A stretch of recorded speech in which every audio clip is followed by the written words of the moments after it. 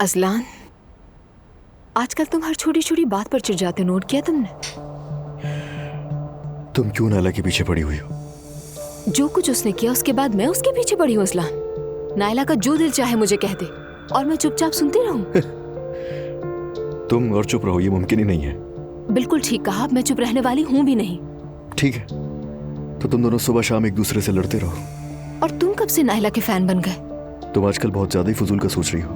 मैं अपने भाई के बारे में सोचता हूँ। तुम्हें नजर नहीं आ रहा कि कितना परेशान है वो? ठीक है, मान लिया कि नायला तुम्हें पसंद नहीं है, मगर मुस्तफा मेरा भाई है, ये मत भूलो। तुम भी ये मत भूलो कि इस तरफ मैं हूँ। लेकिन साफ जाहिर है कि जो कुछ मेरे साथ हो रहा है इससे तुम्हें कोई फर्क ही नहीं पड़ता। यार तुम पे कौन सा जुल्म हो रहा है इस घर में? बल्कि अब तो तुम्हें एक वकील भी मिल चुका है, तुम्हारी वकालत के लिए तैयार रहता है वो। ये तुम अपनी बहन के बारे में कह रहे हो? जाहिर है, वकील ही है वो। और तुम दोनों ये जो भी कुछ करते फिर रहे हो ना, खत्म कर दो। ऐसा क्या कर दिया है हम दोनों ने? नायला सबके सामने रो गई तो वो सही हो गई, और मैं नहीं रोई, मजबूत रही तो गलत हो गई। काश मैं भी रो देती फिर। अच्छा बस ठीक है दुआ, मैं कुछ भी नहीं कहूंगा, तुम हमेशा सही होती हो। बिल्कुल। हाँ, हमेशा तुम ही सही होती हो, मगर मुझे ये सब पसंद नहीं है बिल्कुल, ये समझ लो। Good night. बात करना ही फजूल है।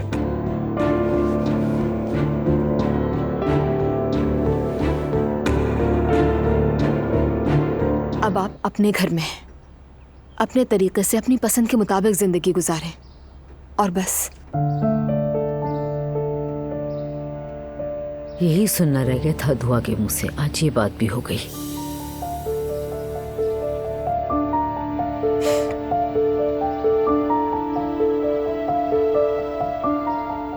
मेरी क्लासेस हैं, मैं चलती हूँ अब। ध्यान रखना। जी जरूर अम्मी।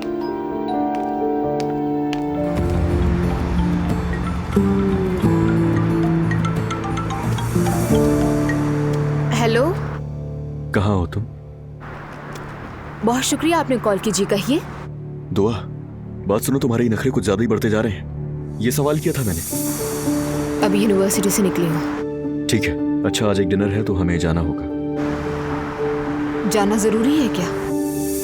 बाबा को इनविटेशन मिला था, इसीलिए उन्होंने मुझसे कह दिया, क्योंकि वो बीमार है तो वो नहीं जा सकते। दुआ, तो तुम प्लान खराब मत करना मेरा। अजलान, ऐसा कब हुआ? मैंने मना कब किया है तुम्हें? हाँ, मना नहीं किया दुआ, लेकिन तुम हमेशा मेरी मुखालफत करती हो। अजलान, तुम इतने चिड़चिड़े क्यों हो रहे हो? तुम्हारे बाबा। क्या? दुआ, पहले तो तुम्हारे बाबा ने एक औरत के जरिए हमें बेवकूफ बनाना चाहा, फिर मेरे पैसे पे हाथ साफ करने के बाद अंकल को बेवकूफ बना रहे हो। और क्या सुनना है?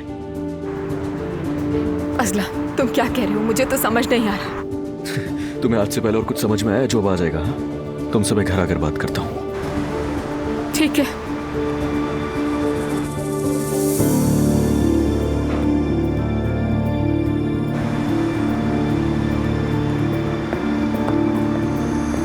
दुआ, क्या हुआ है?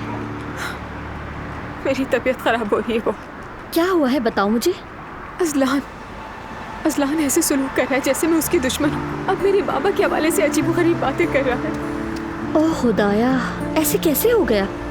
मुझे नहीं मालूम, लेकिन अपनी दोस्त की एक बात याद रखना, कभी शादी मत करना, कभी नहीं। मर्द शादी के बाद बदल जाते हैं मुकम्मल।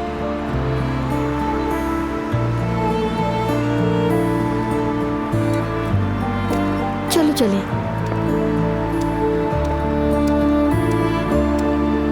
खुशखबरी सुना दी है बाबा ने। हाँ, तो देर किस बात की, बताइए ना। मेरी तलाक हो गई है दुआ।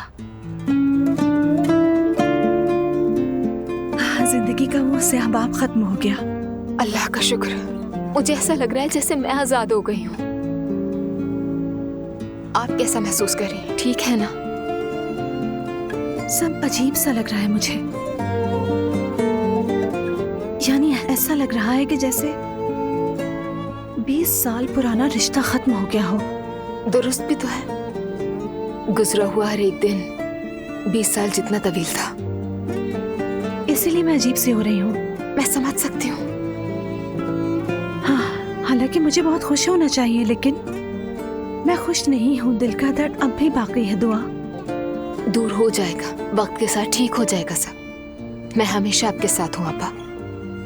शुक्रिया दुआ, मैं भी हमेशा तुम्हारे साथ हूँ। अब हम सगी बहनों की तरह हैं। मेरे ख्याल में इसके बाद हम बहनों से भी बढ़कर हो गए। अब काश ये सब ना होता, हम ये मुश्किल वक्त ना देखते, लेकिन इसके बाद हम एक दूसरे को समझने लगे हैं। नूरापा, ये अब आपकी जिंदगी का नया बाप है, इसकी कदर करें।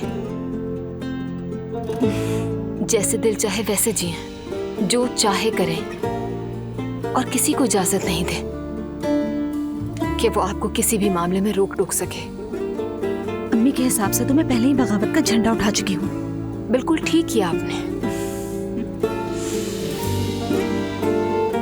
मेरी बहन मुबारक हो। तो बस इस्तग़फ़ार। वैसे तलाक पे इतनी मुबारकबाद पहली बार सुनी है।